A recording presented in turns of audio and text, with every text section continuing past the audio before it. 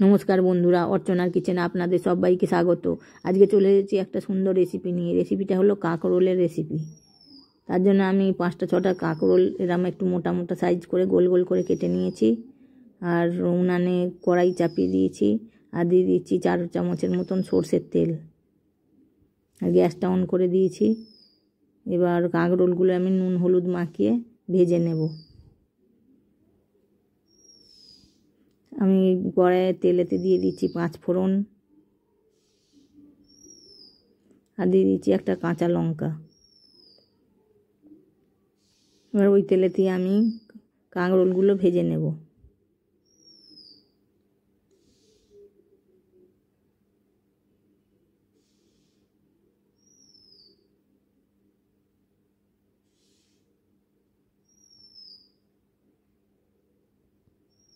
কাঁকরোলগুলো আমি ভালো করে নেড়ে চেড়ে নেব তেলের মধ্যে।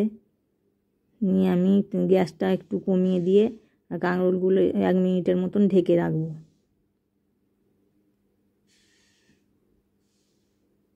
এক মিনিট পর আমি ঢাকনা খুলে অপর পিঠটা একটু নেড়ে চেড়ে নেব।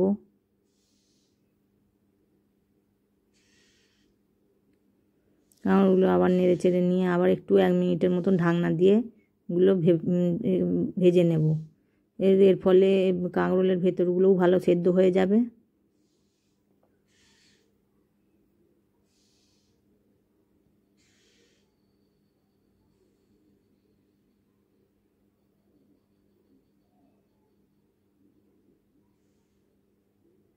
এক মিনিটের মতো আবার ঢাকনা দিয়ে রেখে দিয়েছি। এবার এখানে 1 চামচ সর্ষে, 1 চামচ পোস্ত আর একটা কাঁচা লঙ্কা আমি বেটে নেব। আপনারা চাইলে সাদা সর্ষে, হলুদ সর্ষে আর কালো সর্ষে মিশিয়ে করতে পারেন। আর পোস্তর বদলে বাদামও বাটতে পারেন, তবে পোস্ত দিলে একটু ভালো টেস্ট হয়। আমি 1 মিনিট পর আবার ঢাকনা খুলে ভালো করে নেড়ে চেড়ে ভেজে নেব এগুলো।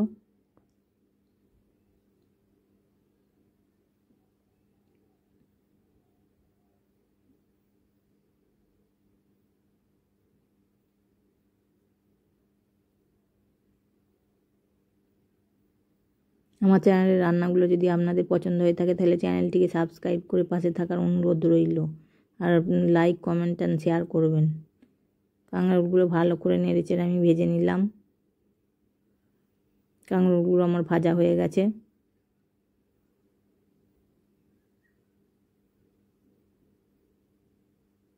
এবার আমি বেটে রাখা মশলাটা দিয়ে দেব।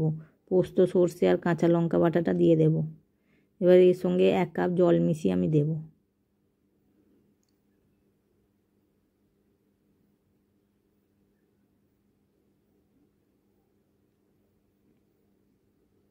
ভালো করে মশলাটা দিয়ে নেড়ে চেড়ে নেব।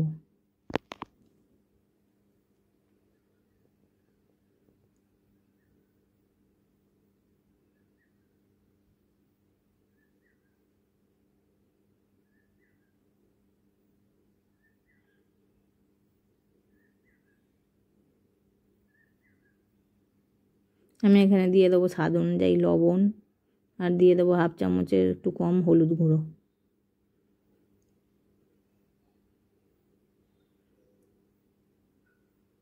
সবগুলো দিয়ে আমি ভালো করে নেড়ে চেড়ে নেব।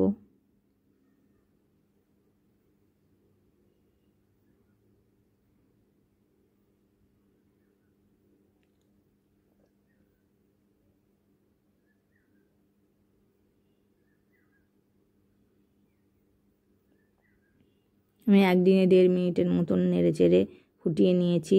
এবার আমি দিয়ে দেবো, আমি হাফ মারা নারকেল কুড়ে রেখেছিলাম, এই নারকেল কোড়া হচ্ছে 1 মুঠো আমি দিয়ে দেব।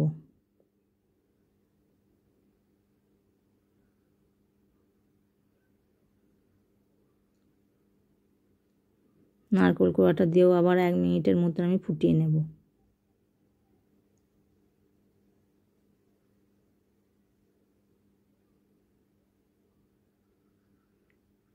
এই রান্নাটা সর্ষের তেল এবং নারকেল তেল দুটোই অবশ্যই প্রয়োজন, তবে ভালো টেস্ট আসবে।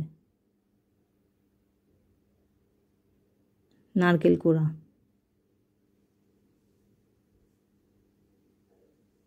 আমার রান্নার রেসিপিটা একদম রেডি হয়ে গেছে।